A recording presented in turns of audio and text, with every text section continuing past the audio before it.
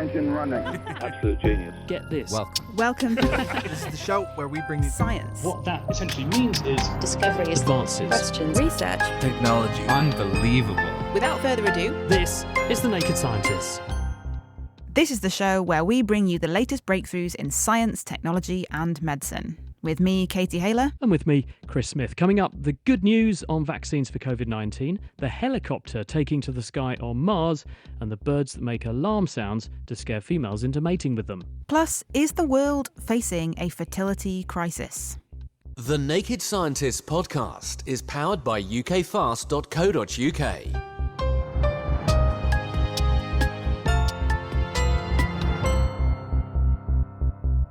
Now, first up, it's been another big week on the COVID front, hasn't it? The government outlined a roadmap that will see us step back gradually, their words, from lockdown to a situation on the 21st of June when Boris Johnson has said there will be no legal limitations on contact between us.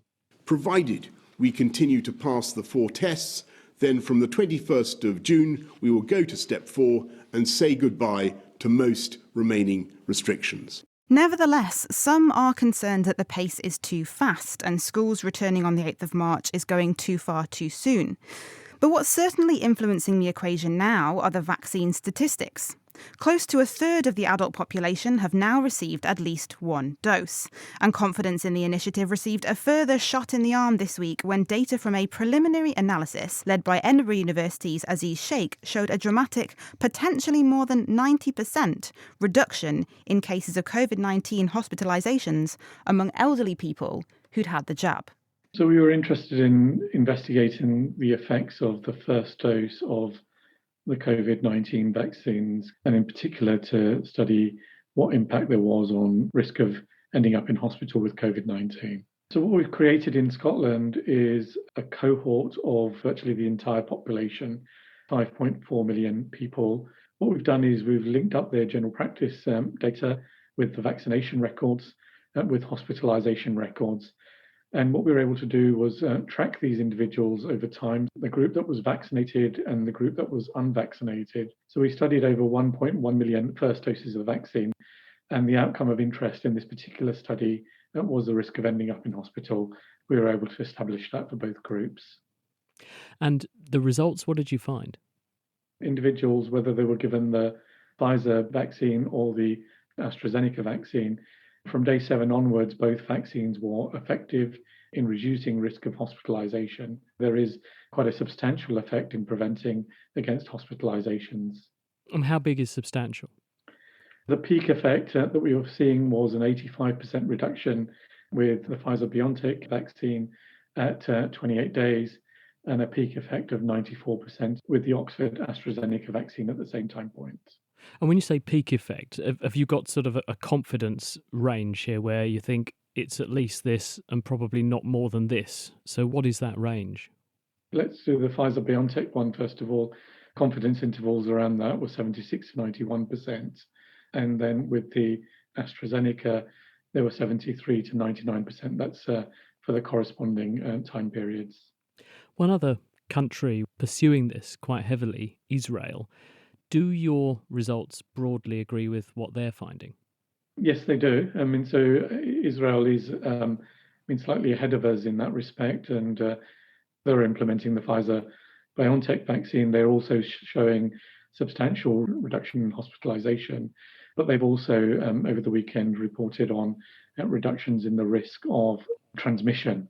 Now, this kind of protection really matters because if we can not only protect people from developing severe illness, but also stop them actually catching the new coronavirus full stop, this is going to have a very significant effect on our ability to control the spread of the infection, particularly among people who may have no symptoms. And this is really important in settings like hospitals where an infected staff member could pass the infection to a vulnerable patient.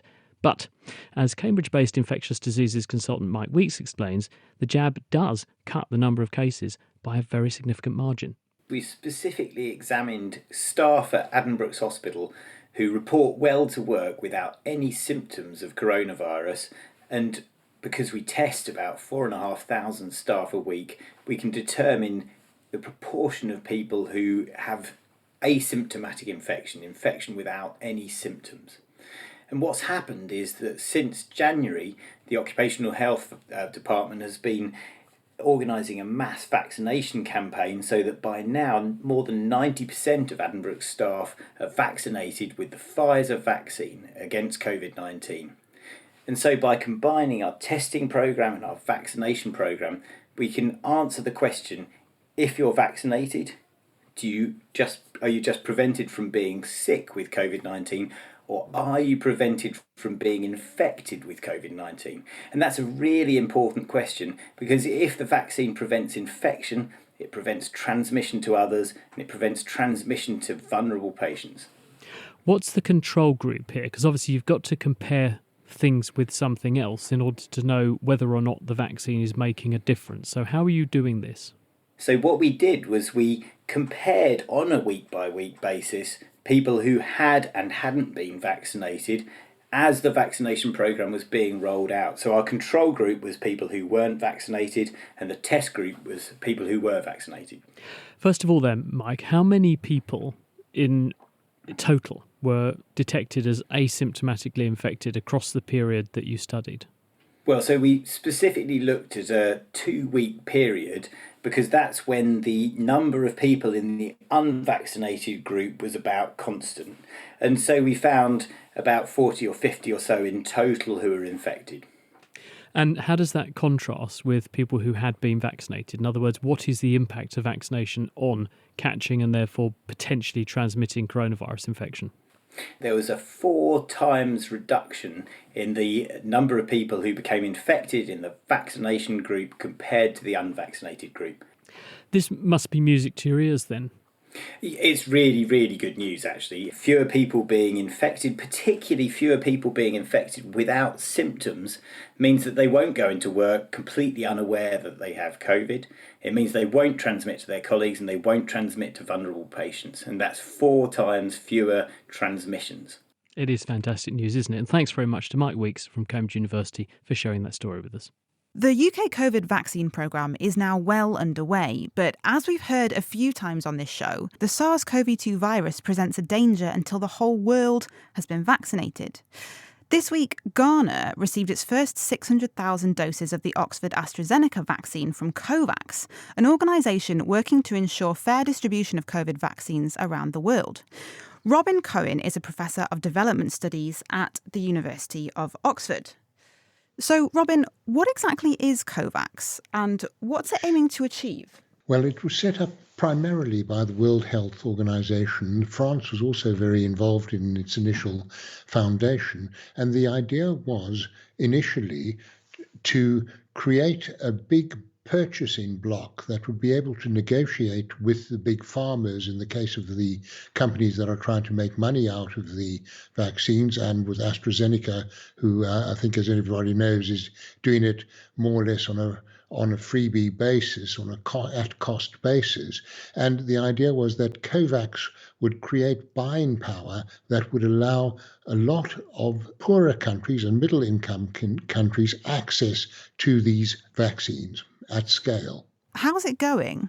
Well, it's not too bad. Of course, there are 2 aspects of it. One is that you need the funding to buy the vaccines in the first place, and a number of countries have come to the party in that respect. It's basically World Health Organization that is brokering COVAX and creating the institutional framework under which it works. So quite a few countries have come, including the UK, to add their money to the COVAX pot. So they've bought quite a few vaccines, not, of course, as many as they need. At the moment, they've got roughly about 20 to 30% of the vaccines that they would need to vaccinate a big proportion of the world. You've written about richer countries ordering more vaccine doses than are actually needed to immunise their populations. Why is this happening, and what scale are we talking about? Well, the scale is really quite enormous. Now, let me start by saying, although a lot of people have made indignant moral comments about this and said, why on earth do people need this? Is this a form of vaccine gluttony? My own view is that basically there was no way in which the procurement agencies could really determine which of the vaccines were safe and would gain effective and gain regulatory approval. So this is not, as were, a moral argument at first, but now it is becoming so because it's becoming clearer and clearer that there are many more vaccinations available to rich countries than they could ever possibly use.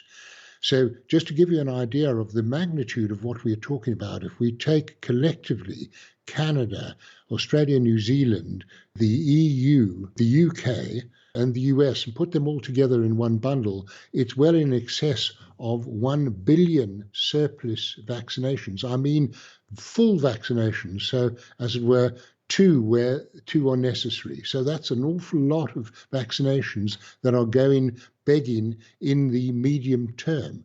And what we now need to do is ensure that this redistribution is possible, probably through the agency of COVAX. Is there another factor to bear in mind here, which is if countries need more than previously thought? For instance, if, say, someone makes an immune response to the viral vector in a vaccine and therefore dose 2 can't necessarily be the same type as dose 1, is that something that's important to consider? That definitely is important to consider. There are all kinds of issues. There are also production delays. This is being experienced by AstraZeneca in Europe, as we know, in mainland Europe. So there are all kinds of contingencies here. But if you take pretty well everything in the round, how many are spoiled, how many might be needed to cover additional variants and so on, there is undoubtedly a very large number remaining that need to be redistributed. And we need to create the mechanisms whereby this happens equitably and fairly. What are the logistics of redistributing these vaccines to places that need them? Well, at the moment, the basic idea is that the countries that are definitely not going to use what they have ordered would be able to divert through donation or through sale. And I suppose there are all kinds of other political issues then come in. Do you try to use vaccines to influence your foreign policy outcomes? And we've noticed this happening, particularly in the case of China and Russia, but also in some other cases. So we might, for example, look at the current discussions between the US and Mexico, where the Mexican president is suggesting that the US should send surplus doses to Mexico precisely at the time where there are complex trade negotiations between Canada, the US, and Mexico occurring. So there's a very, very complex political structure around the issue of redistribution. Would all of the vaccines be suitable for this, do you think? Well, of course, it's been argued that not every vaccine can be redistributed because certain of them need a good cold chain. But with a little bit of imagination, it is possible, certainly, to use all vaccines in most countries. For example, one can create cold or cool ports in airports, in international airports, in places like Johannesburg or Cape Town or Rio de Janeiro or Sao Paulo, and redistribute even cold chain vaccines at that point. Robin Cohen, thank you very much. The world is worried about a number of new coronavirus variants. But are they going to be a problem for the vaccine? Biologist Pei Yongxi is working on exactly that. We think the vaccine still works quite well. Here's the issue: quite well sometimes means not as well, and we don't know whether that is good enough. That minimum bar has not been defined. That and more on February's episode of Naked Genetics, wherever you get your podcasts. Still to come in the show, are we facing a future fertility crisis? And the birds that imitate alarm sounds to scare females into mating with them. Before that, though, we're over to our planetary neighbour, and that is Mars. And Adam Murphy has been looking at the newest addition to the Martian landscape, the Perseverance rover, and its travelling companion, the helicopter Ingenuity.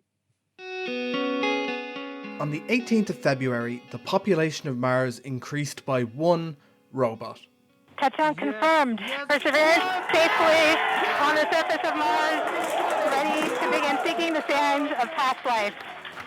The NASA rover Perseverance touched down in the Jezero crater after a nail-biting 7 minutes where it had to land itself safely.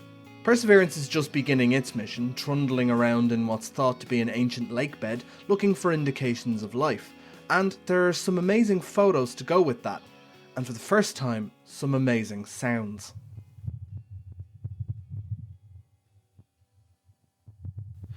That is the Martian wind, the breeze on another planet millions of miles away. And it's going to pose an interesting challenge to Perseverance's friend. Usually, we send rovers up alone, but this time it's got a buddy, a little helicopter called Ingenuity. Ingenuity is a solar-powered drone that hitched a ride up to Mars on the belly of Perseverance. Now, drones are becoming common annoyances here on Earth, but making something fly on another planet is a real challenge. The Martian atmosphere is very, very thin.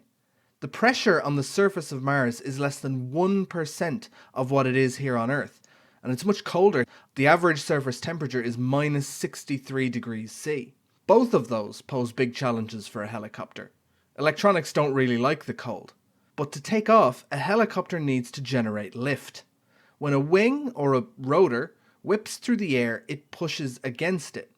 And since, as Newton said, every action has an equal and opposite reaction, the air pushes back.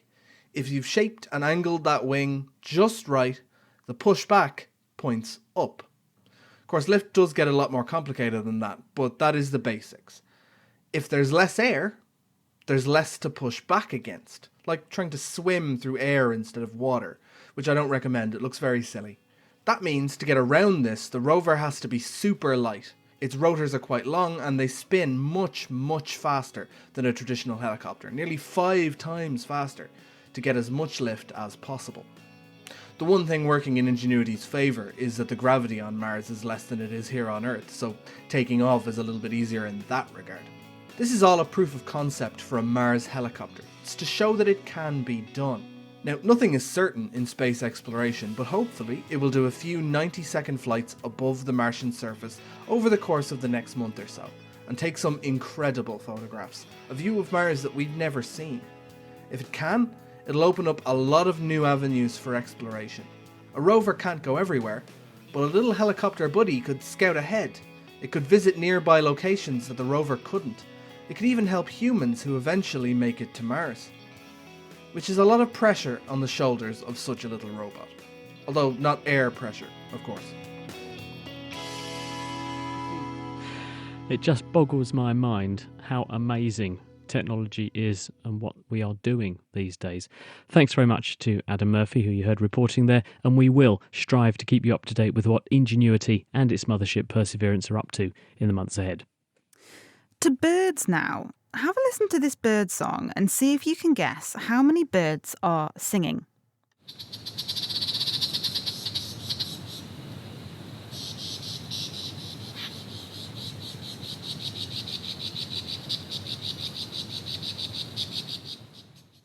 Now, if you guess more than one, you would be wrong.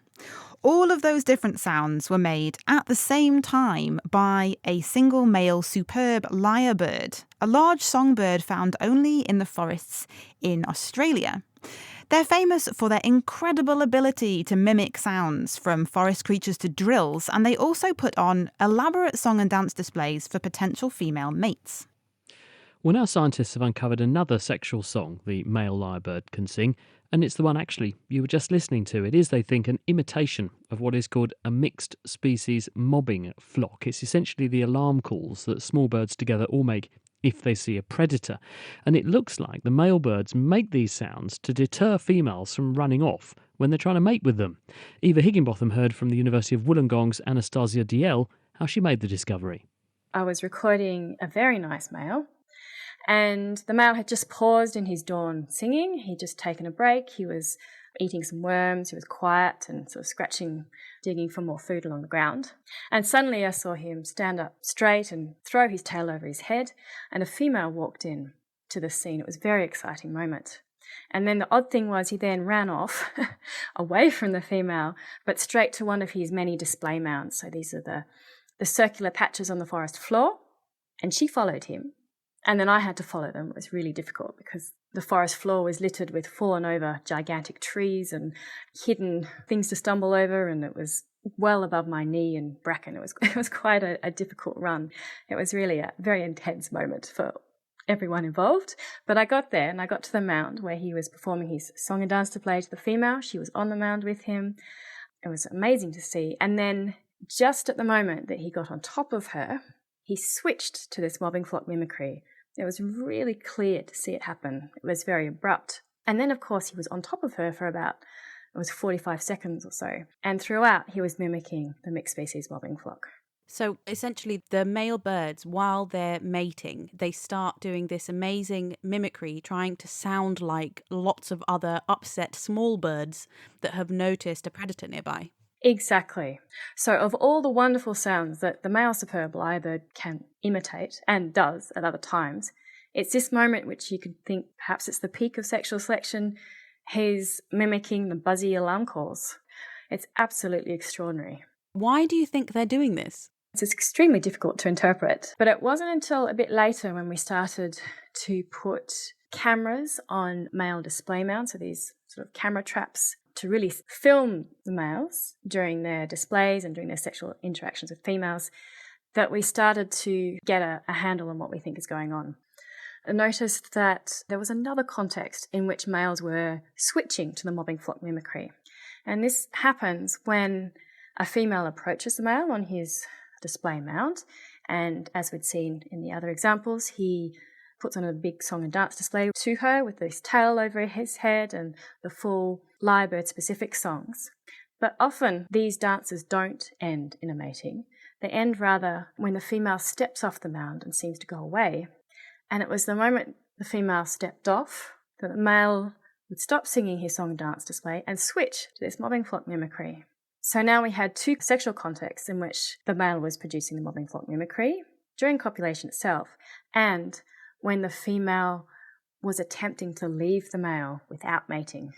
There's a very strong relationship between female behaviour, attempting to leave, and male production of mobbing flock mimicry.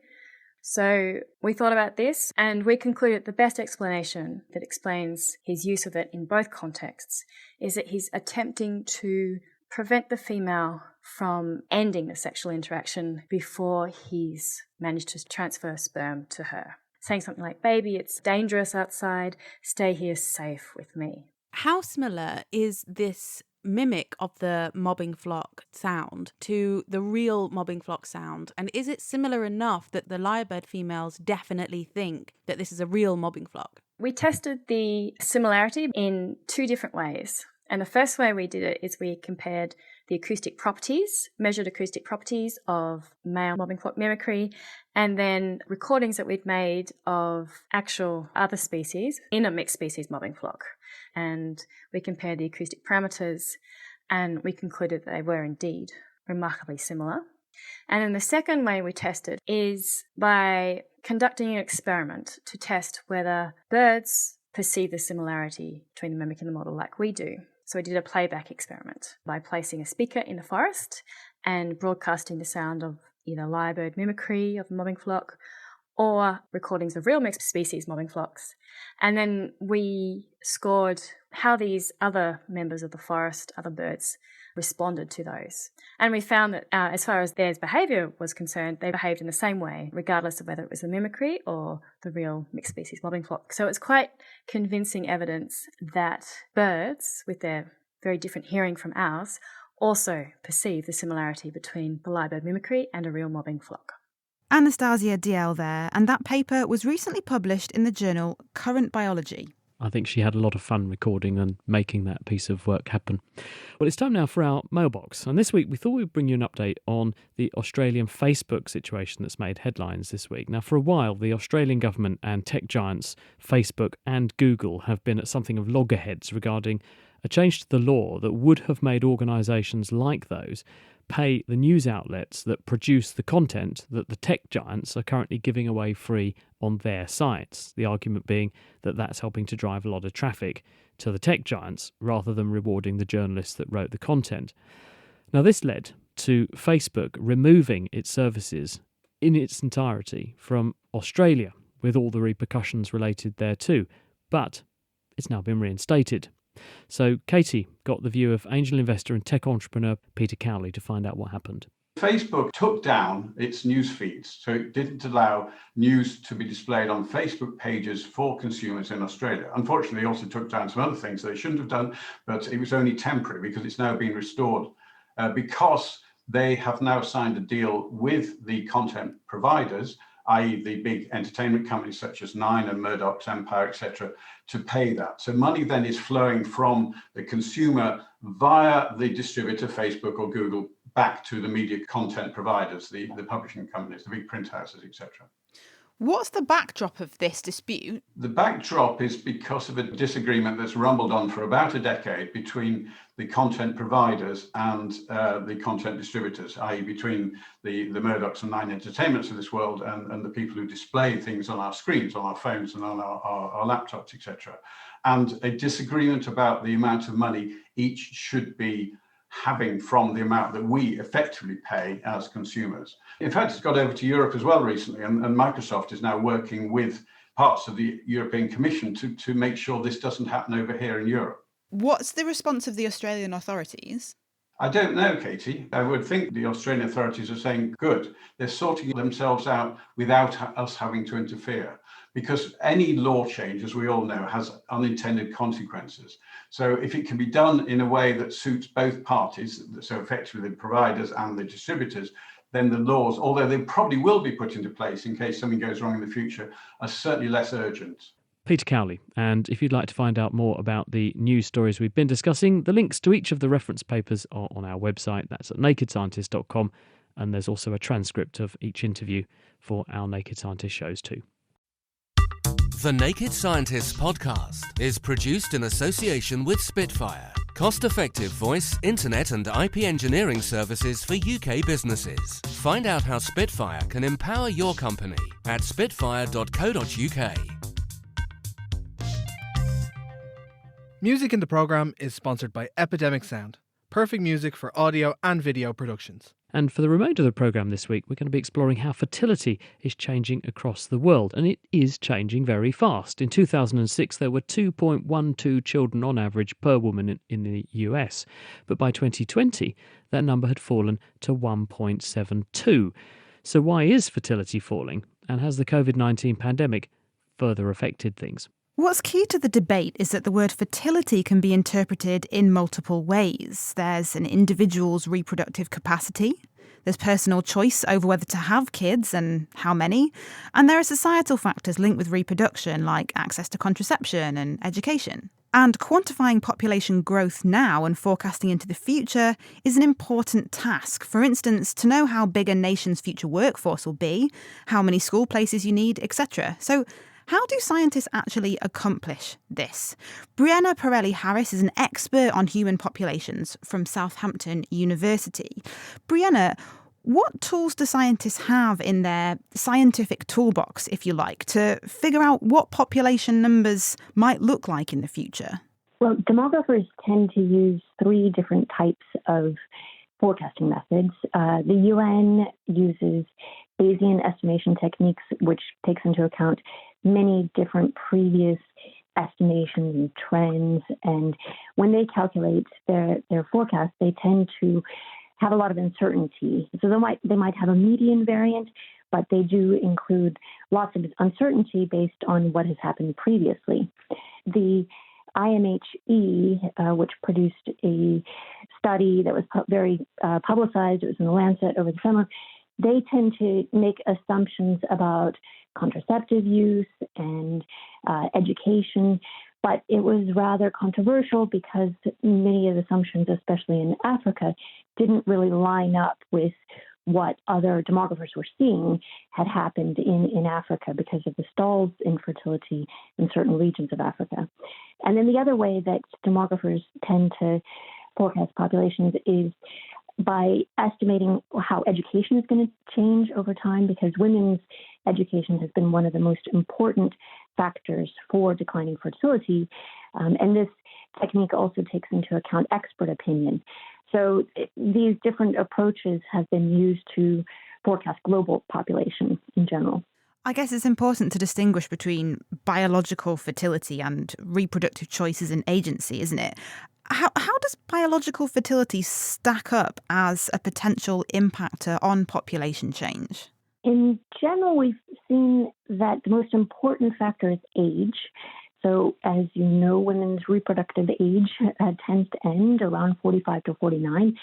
And although this has been pushed forward with a little bit with assisted reproductive technologies and IVF, it really hasn't pushed that boundary very far. And we see very few births occurring after the age of 45. That is what we take into account most in terms of the biological capacity. And in fact, there have been studies. For example, I did some research in Ukraine, which, as you remember, was impacted by Chernobyl, and there was a lot of pollution in the environment.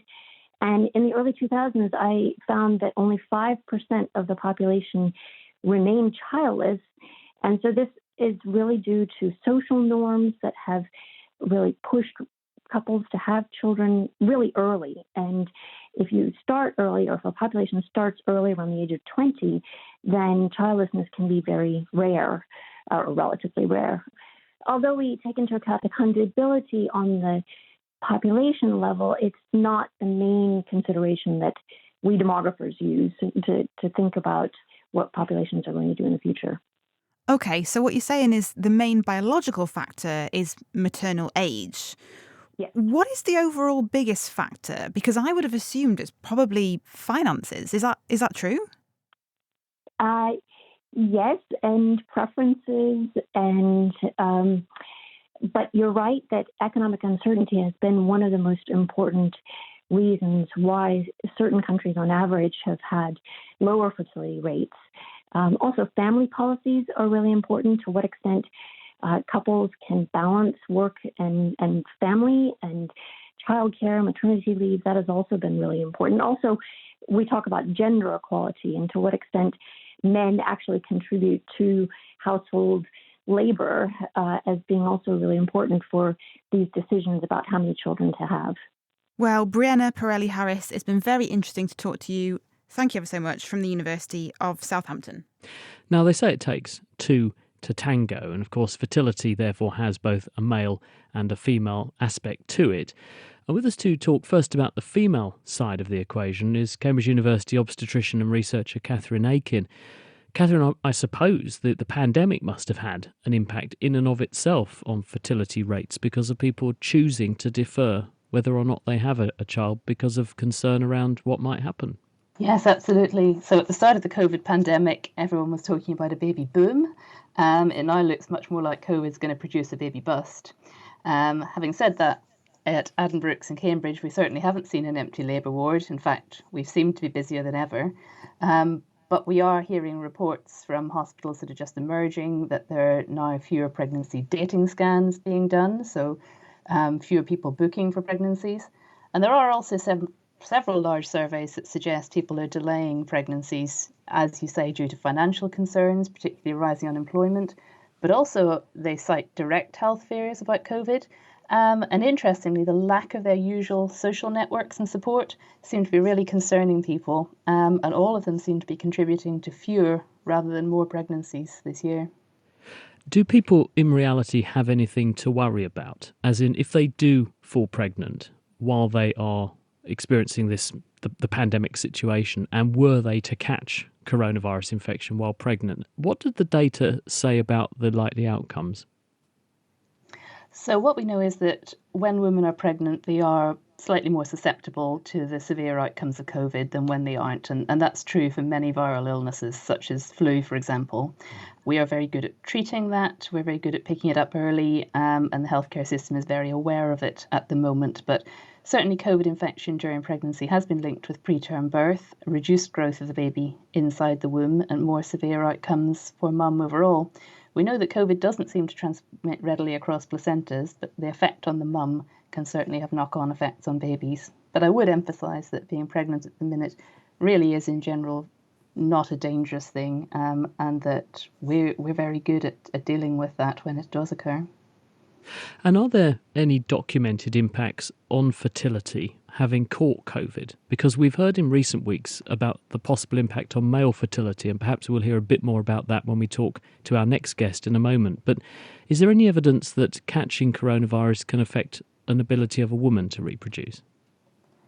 We really don't have any good evidence that COVID directly impacts female fertility. Now, clearly there may be indirect impacts. For example, increased anxiety and stress can certainly reduce the chances of conception. There's also factors like increased weight gain and less healthy lifestyles during lockdown that may well be impacting on fertility. And certainly there were reduced access to fertility treatment, particularly in the early stages of the pandemic when many IVF clinics and so on closed their doors. And there are theoretical concerns. So the binding receptor for COVID, which you need to get into cells, are expressed in the female reproductive tract. But there really isn't any strong evidence that this is actually clinically significant in reducing female fertility. Well, there's some reassurance there then. Based on what you did say, though, that there are other factors that we do know are linked, do you think that they account for the decline in fertility that we've seen, the numbers I cited at the beginning of the programme, and apparently quite dramatic reduction in the rate of reproduction in women in America between just 2006 and 2020? Things like weight gain, things like diet, exercise, smoking. Can we account for this reduction in fertility in those terms? I think we can account for a large part of it. Yeah, I really do. I think, as Brianna said, maternal age is the absolute key driver more than anything else. And we know that since 2013, the average age of women giving birth in the UK has been well above 30, which means a reduction in egg quality, a reduction in age number, and that does just have an impact on population fertility. But obesity is also a big influence on reproductive health, and 1 in 5 women who books a pregnancy in the UK at the moment is obese at the start of pregnancy. 1 in 8 women is a current smoker during pregnancy in the UK at the moment. And then in global terms, there are many more interesting factors, some linked with climate change, some linked with endocrine disruptors, and the impact of air pollution. We'll return to this question of endocrine disruptors, things coming from the environment that can mimic the body's own hormones. We're going to talk to Paul Fowler later in the programme about that. He's actually been looking specifically at that. But air pollution's the big one as well, isn't it? This is something which we know is getting worse and worse and worse and is very strongly linked to rate of mortality. But could it also be impacting on fertility then? Well, there certainly are plausible observational studies that link ambient air pollution to both longer times to spontaneous conception and to less successful fertility treatment. There are some good rodent studies that show that there are plausible mechanisms that link that.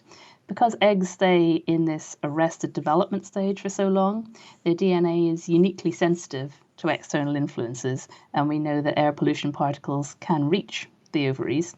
Air pollution might also affect transport of eggs and sperm.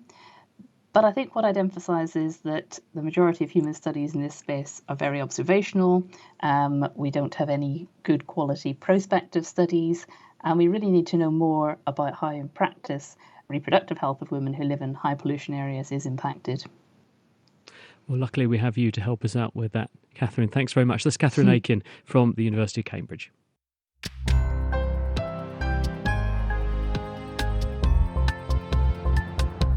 Today, we're pondering the future of fertility, and we've heard about how female fertility is faring, so let's turn now to male fertility. Bill College is a reproductive physiologist from Cambridge University. Bill, is there any evidence that the current coronavirus pandemic is impacting male fertility? Well, it's an interesting question. There was a study that was published just a few weeks ago where they were looking at indicators of male fertility, such as sperm numbers and the motility of the sperm, after individuals that had had a COVID infection. And they found that there was an impairment in the sperm quality even 3 months after these individuals had got over the initial COVID infection. So that would indicate that if you have a COVID infection, it can alter the quality of the sperm. But I would like to reiterate here that You probably would see the same thing with other viral infections as well, such as influenza. There is data to suggest that sperm quality goes down after an influenza, and it's probably more related to the body fighting off a virus in general rather than just COVID.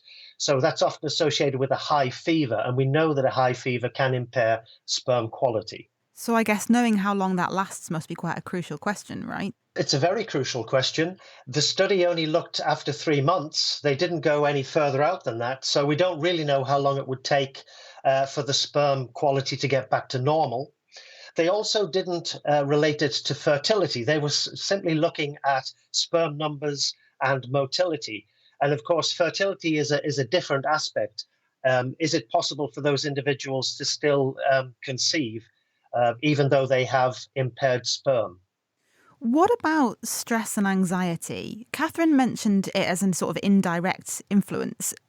Is there evidence to suggest that stress and anxiety can impact male sperm? There is evidence that high stress can alter the male reproductive axes, so that if you're under a lot of stress and you have this stress hormone, cortisol, being produced in the body, that will tend to suppress the reproductive axes, which could lower the amount of testosterone in the body, which you need in order to make sperm. So under those conditions, you could actually see a reduction in the number of sperm being made. Perhaps not so much a change in the quality of the sperm, but just in the quantity. Catherine was mentioning the sorts of factors that are understood to influence female fertility outside of the context of the pandemic. Broadly, does that list look the same when we're talking about male fertility? It's pretty similar, actually. Obesity is a very important contributory factor in male fertility, mainly because individuals that are obese tend to have lower testosterone levels. And as I've said, you need testosterone to get your body to make the sperm, so that everyone that has an increase in 9 kilograms has a 10% reduction in fertility. So there's a direct correlation there between body weight and obesity and fertility. So, there are other factors that also affect male fertility. Smoking, I think, was mentioned as affecting females, but it will also affect male fertility. There are substances within cigarette smoke that are not very good for sperm production. There are toxic substances like cadmium and lead, and they will certainly interfere with sperm production. And then, of course, the various toxins that you might find within the environment. Sperm formation is very, very sensitive to these substances. And if you get them in your body, it can compromise the sperm formation. And what about air pollution? Have there been studies done looking at air pollution and sperm? There have been studies done, but as Catherine said, the problem with most of these studies is they tend to just be correlations, and they often tend to be done in small groups. The best way to look at this is to look at all of the studies together and to do what is called a meta-analysis, to try and put all of the publications into one and to do the statistics on that to look at whether air pollution can affect male fertility. There has been a meta-analysis done in 2015, and they did show that air pollution does correlate with reduced sperm motility, but it didn't seem to affect overall fertility levels. So again, you've got to be careful talking about a reduction in sperm numbers and how that might affect fertility. Now, we've heard a number of reports in recent years about sperm quality and quantity being on the decline. Is this the case? What evidence is there to support this? Is it seen across the globe, or is this a UK problem? So there are several studies over the last 20 years that have clearly indicated a decline in the number of sperm. And again, if you look at all those studies together and you do a meta-analysis, there was a very good meta-analysis done in 1992. And what they found was that indeed there is a reduction in the number of sperm being produced and the amount. So I think in 1940, the average sperm count was 113 million per mil, but by 1990, it had dropped to 66 million per mil. So there has been a significant reduction in the number of sperm. Now, this tends to only affect the Western developed countries. Studies have been done in Asia and they have been done in China. There is some evidence to suggest similar reduction in sperm numbers, but less pronounced. So it does seem to be mainly in the developing Western countries. And in just the last sentence, do we actually know why this is happening? It's multifactorial, but probably obesity and weight gain will be a big component in this. Bill College, thanks very much. Well, so far, we've looked at male and female factors that can influence fertility, and we've touched on how the environment might be involved in the equation. And one way that it could play a role is if we knock into chemicals that can mimic some of the hormones that are used naturally in our bodies to control things like our reproductive system. These chemicals are called endocrine disruptors. Catherine Aiken referred to them earlier in the programme, and Paul Fowler, who's at the University of Aberdeen, has devoted his career to studying them. Paul, what sorts of chemicals are we talking about with these endocrine disruptors? Well, they fall into a lot of categories. So things like organic pesticides, products of combustion, so dioxins, polycyclic aromatic hydrocarbons, phthalates, which are softeners, things like parabens, which is used in a lot of body care products, bisphenols, including the controversial bisphenol A. Cigarette smoke contains a lot of endocrine disruptors, as Bill mentioned. Non-stick coatings, PFAS and PFOS, which are very, very persistent in the environment. Food contact materials, so again, bisphenol A as a tin liner, for instance. So a wide range of compounds. And how can a compound that lines a tin can or something in a cigarette end up behaving the same way in the body as a hormone? Hormones typically act on one or a few receptors. A lot of these receptors have evolved over time from structures that detected the environment. They now detect these chemical signals sent around the body. And it is possible, if the shape of the molecule or the binding part of the molecule to the receptor for a non-hormone to act on the hormone system. But it can also do that by other means. If it interferes with the production of the hormone or the breakdown of the hormone or the secretion of the hormone, it can seriously unbalance the endocrine system. Hormones frequently act in concert, so you have a cascade of hormones, and an endocrine disruptor may affect a different element from the one you end up looking at. So they're basically chemicals with the capacity to throw a spanner in our hormonal works and disrupt very delicately orchestrated signalling pathways in the body, which could have a knock-on effect for things like fertility. Is there actually evidence, though, that this is happening? Well, there's a lot of animal data, and quite a lot of that data is of good quality, not all of it. And that supports the effects of some of these compounds, for instance, bisphenol A and phthalates, for endocrine disrupting effects that lead to impaired fertility. So this is exposing animals to these chemicals does actually translate into a change in their fertility? Yes, depends on which chemical and what dose. And sure. Which one. But does that happen naturally? As in, have we got evidence that rather than doing this in a laboratory situation where we effectively expose animals to high levels of these things, are they picking up enough of the stuff in the environment in the same way as we're kind of speculating humans might for this effect to be manifest? Yes, we are. So in terms of wildlife, so non-experimental animals, there's been cases of male fish in UK waters and elsewhere producing female egg proteins. And this is due to, amongst others, products from contraceptive pills getting into the water system. There have been plenty of observations of impaired masculinization in wildlife. A lot of that data has come from areas that are relatively polluted, like Lake Apopka in Florida. That's animals that you've looked at. There's reasonable evidence for that, but it's a different thing to say that humans are susceptible in the same way. So is there evidence that it's impacting on us?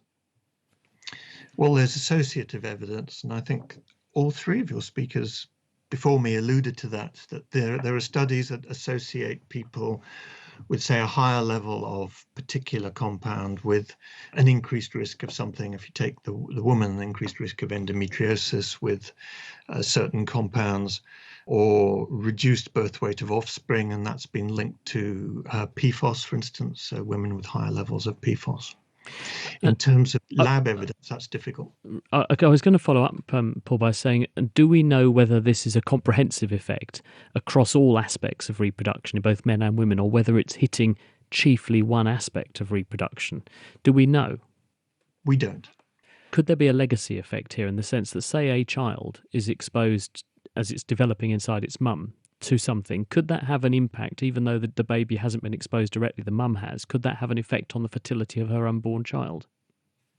Yes, that's potential. And an example would be some small studies conducted a while back that looked at the chance of a woman having a baby was lower if her mother's mother had smoked while pregnant. Goodness. So we're storing up potentially quite a problem for ourselves. And could it be then that what we see now as a decline in fertility could be an even bigger issue in the next generation? Well, that's possible. One thing to bear in mind is that the profile of chemicals we're exposed to is continuously changing. If you take sewage sludge, for instance, processed human sewage used as a fertilizer on fields, the processing of sewage changes over time as new ways and better ways are found of making it safer. At the same time, manufacturers are changing what's coming into the food chain. So all the pressure to ban bisphenol A has led to some manufacturers switching to bisphenol S and bisphenol F, about which we know much less. We must leave it there. Thank you very much. That's Paul Fowler from the University of Aberdeen.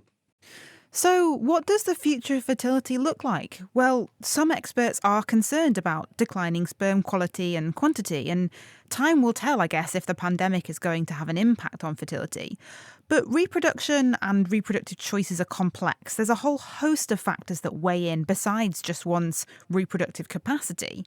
And it's a topic we'll no doubt come back to in the future. Thank you to all of our guests, Brianna Pirelli-Harris, Catherine Aiken, Bill College, and Paul Fowler. And let's finish with a look at Question of the Week and an answer to listener Pavel, who has an intriguing optical conundrum that Eva Higginbotham has been having a look into for him. Take sunglasses and remove one lens. Watch a normal television film with one eye darkened by a sunglass lens and the other free. The film will appear in 3D. Can someone explain to me how does this work? A curious question indeed, but it turns out that everyone with normal vision should be able to experience this. I dug out my dusty sunglasses and put the question to 3D vision expert Andrew Glenister from the University of Reading. Pavel asks about a very interesting phenomenon that was discovered and published almost exactly 100 years ago by Karl Pulfrich, who was one of the world's leading experts on 3D vision at the time. Ironically, he was blind in one eye, so he couldn't see the effect himself. In the cinema, 3D movies work by sending a different image to each eye by a combination of a clever filming technique and the 3D glasses that you wear. But this phenomenon is a little different, and you can try it out yourself at home without any fancy kit, as Andrew explains. If you put a dark filter over one eye, for example using one lens of a pair of glasses, as Pavel describes, this slows down the processing of the image in that eye. So when the brain compares the images in the two eyes, it's using a delayed version from the dimmed eye. That means that if an object is moving from left to right and the left image is dimmed, then the rays of light that the brain receives are the same as if the object really was further away. If the object moves in the other direction, the depth effect is reversed, and the faster the object is moving, the greater the effect. For example, this means that a pendulum that's really swinging in front of you in a flat plane will appear to move along an oval-shaped path in depth. That is, it's coming nearer to you as it swings to the left and goes further away from you as it swings to the right. But it'll reverse direction and move the opposite way around the path if you swap the dark filter and put it over the other eye. And it works on more interesting objects than just a pendulum. It was used in a Diet Coke ad in 1989, and Doctor Who used it extensively in their 1993 charity special, Dimensions in Time. So Pavel is describing an effect that has generated a lot of scientific interest. It even has clinical implications for recent ophthalmic therapies. But as you can see, wearing a dark lens is no substitute for the 3D glasses that you use in the cinema. You really wouldn't want to watch a film in which people walking to the left were close and people walking the other direction were far away. Thanks, Andrew. And if you want to give it a go for yourself, you can grab your sunglasses, head to YouTube and look up Pulfrich effect, spelled the German way with an R-I-C-H at the end, where there are lots of videos designed just for that. Next week, we're considering this question from Michael. Why can't batteries such as AA or AAA size be recharged? What's the difference between regular batteries and rechargeables, especially lithium ones? Is this a big battery conspiracy to sell more batteries, or are there valid reasons? So do you think you know the answer? Well, why not lead the charge? Ba-boom. If so, join the debate on our forum. That's nakedscientist.com/forum, or email your answers, together with any new questions, of course, to chris@thenakedscientist.com, or there is also an online question form on our website, which you can track down. Makes it easy, nakedscientist.com/question. And that's it for this week. Next week, we're joining some experts to take a look at some of the science behind the biggest headlines of the moment. The Naked Scientist comes to you from Cambridge University's Institute of Continuing Education and is sponsored by Rolls-Royce. I'm Katie Haylor. Thanks very much for listening, and till next time, goodbye.